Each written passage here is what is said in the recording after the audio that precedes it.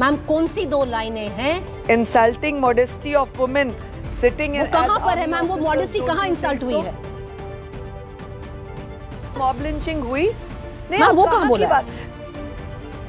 Social media पर India today की ये क्लिप तेजी से वायरल है, जिसमें इंडिया टुडे की एंकर और एग्जीक्यूटिव एडिटर प्रीति चौधरी लगातार हरियाणा स्टेट विमेंस कमीशन की चेयरपर्सन रेनू भाटिया से सवाल पूछ रही हैं कि बताइए, अशोका यूनिवर्सिटी के प्रोफेसर अली खान महमूदाबाद ने कर्नल सोफिया कुरैशी और विंग कमांडर व्योमिका सिंह के लिए आखिर ऐसा क्या कहा कि आपने उनके खिलाफ नोटिस भेजा।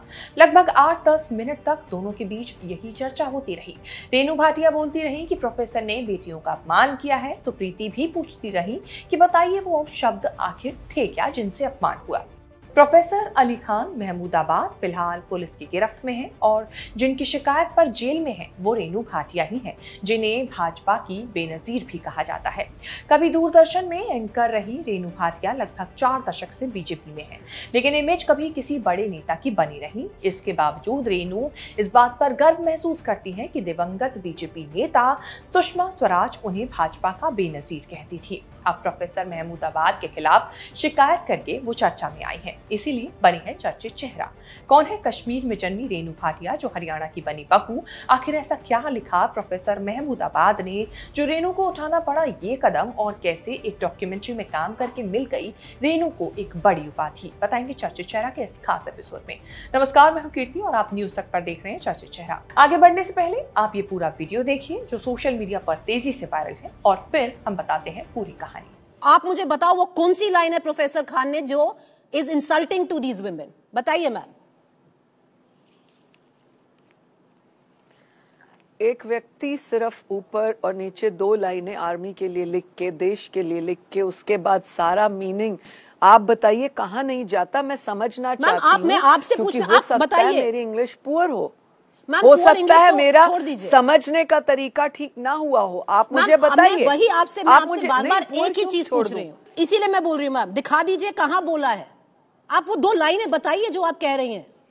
Where has he insulted Colonel Qureshi and Wing Commander Vyomika Singh?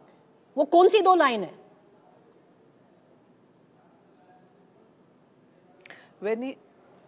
आप प्लीज मुझे उसका मीनिंग बता दीजिए ना, जो उसने लिखा है कि सरकार ने ऐसा किया, it is done like this. What does that mean? कहाँ लिखा है? मैं आप ही की 2 पंक्तियां पढ़ रही हूं। किसके लिए कहा आप मुझे बताइए ना। मैम वो 2 लाइन बताइए, वो कौन सी 2 लाइन है? 1 मिनट मुझे, क्योंकि लेट मी रीड। मैं फिर से पढ़ देती हूँ पूरा स्टेटमेंट ऊपर से नीचे जो हरियाणा कमीशन ऑफ वुमेन ने भेजा है एज अ पुलिस कंप्लेन। मैं वही पढ़ रही हूँ जो आपने भेजा है। मैं फिर से पढ़ देती हूँ और आप मुझे बताइए ये 2 लाइन है प्रीति, इसमें देखिए ये क्या कह रहा है कर्नल कुरैशी और विंग कमांडर व्योमिका सिंह को। आप बताइए मैम। ठीक है, मैं फिर से पढ़ लेती हूँ। अब बात करते हैं आखिर क्यों रेनू भाटिया चर्चा में आई। दरअसल पिछले हफ्ते अशोका यूनिवर्सिटी के एसोसिएट प्रोफेसर अली खान महमूदाबाद को ऑपरेशन सिंदूर पर उनके पोस्ट के लिए सम्मन जारी किया गया था और पुलिस शिकायत दर्ज की गई थी। इसके बाद प्रोफेसर महमूदाबाद की गिरफ्तारी हुई। प्रोफेसर महमूदाबाद अशोका यूनिवर्सिटी में राजनीति शास्त्र और इतिहास के प्रोफेसर हैं। अब उनके खिलाफ शिकायतकार रेनू भाटिया भी चर्चा में आ गई है। रेनू भाटिया कहती है कि वो अपना काम कर रही हैं। वहीं प्रोफेसर महमूदाबाद की पोस्ट पर अपनी आपत्ति जताने और शिकायत करने के बाद रेनू भाटिया को बहुत से लोगों की आलोचना का सामना करना पड़ा। उन लोगों का कहना है कि प्रोफेसर की पोस्ट में कुछ भी आपत्तिजनक नहीं था। दरअसल इनकी गिरफ्तारी कई कारणों से लोगों को गैर वाजिब लगती है, क्योंकि उन्होंने प्रत्यक्ष रूप से अपनी पोस्ट में कोई भी शब्द ऐसा नहीं लिखा था जो गैर कानूनी हो, या यहाँ तक कि बीजेपी के कई नेताओं को ऐसा लगता है कि महमूदाबाद की गिरफ्तारी सही रही है। वहीं 57 साल की रेनू भाटिया 21 साल की उम्र में बीजेपी से जुड़ी और लगभग 4 दशकों से पार्टी में बनी हुई है, लेकिन फिर भी पार्टी के बड़े नेताओं में गिनी नहीं जाती। हाँ, लेकिन फरीदाबाद से 2 बार पार्षद जरूर रही हैं और उप मेयर भी रह चुकी हैं। 2010 में रेनू ने एक बार फिर चुनाव लड़ा, लेकिन हार गई क्योंकि एक जैसे नाम के कई लोगों ने चुनाव लड़ा, जिससे कंफ्यूजन लोगों के बीच बना और रेनू भाटिया को बहुमत के वोट नहीं मिल पाए।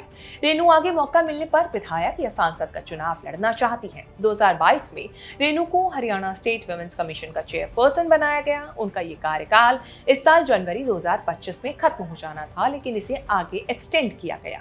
इसी पद पर रहते हुए रेनू भाटिया ने प्रोफेसर महमूदाबाद के खिलाफ शिकायत दर्ज कराई और महिला आयोग की तरफ से नोटिस भी भेजा, जिसके बाद उनकी गिरफ्तारी हुई।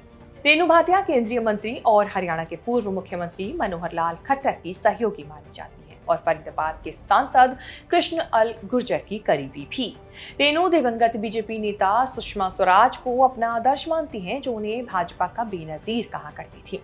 एक इंटरव्यू में उन्होंने इस नाम के मिलने के पीछे की कहानी भी बताई थी और कहा था कि इस उपनाम की उत्पत्ति एक डॉक्यूमेंट्री की वजह से हुई। उस डॉक्यूमेंट्री में उन्होंने पाकिस्तान की पूर्व प्रधानमंत्री बेनजीर भुट्टो का रोल जो था वो निभाया था और इसी वजह से उन्हें ये नाम दिया गया। रेणु भाटिया पंजाबी कश्मीरी है, श्रीनगर की बेटी, हरियाणा के फरीदाबाद की बहू बनी। श्रीनगर में जन्मी रेणु ने वहीं पर प्रेजेंटेशन कॉन्वेंट से पढ़ाई पूरी की, फिर वो शादी के बाद देहरादून चली गई। बाद में वह फरीदाबाद बस गई। इस दौरान उन्होंने साल 1992 में कुछ समय के लिए दूरदर्शन में एंकर के तौर पर काम भी किया। कश्मीर से अपने जुड़ाव को लेकर दिए एक बयान में रेणु ने कहा था कि मेरा घर डलगेट के पास था। आपने कश्मीरी पंडितों के खिलाफ अत्याचार देखे हैं। मैं उन्हीं परिवारों में से हूँ जो 1947 और 1948 में मारे गए, कत्ल किए गए, फिर 90 के दशक में कश्मीर में परेशान किए गए। अगर कश्मीर में कुछ भी होता है तो ये मुझे टच कर जाता है। प्रोफेसर की गिरफ्तारी को अभिव्यक्ति की स्वतंत्रता और सामाजिक जिम्मेदारी को लेकर पूरे देश में बहस छेड़ दी गई है। विपक्षी पार्टियों ने भी प्रोफेसर महमूदाबाद की गिरफ्तारी पर आपत्ति जताई है, तो वहीं अशोका यूनिवर्सिटी की कई फैकल्टी भी उनके समर्थन में सामने आए हैं।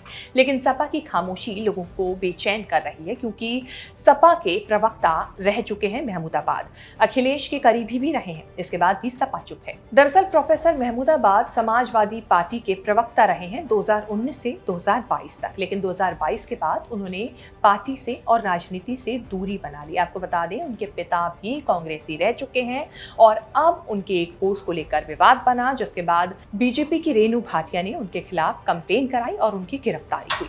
चर्चित चेहरा में इसीलिए रेणु भाटिया से जुड़ी ये रिपोर्ट हमने आपके सामने पेश की। उम्मीद है ये रिपोर्ट आपको पसंद आई होगी। इसे लेकर आपकी क्या राय है, हमें कमेंट सेक्शन में जाकर अपनी बात जरूर बताएं। इस तरह की खबरें आगे भी देखने के लिए बने रहें न्यूज़ तक के साथ।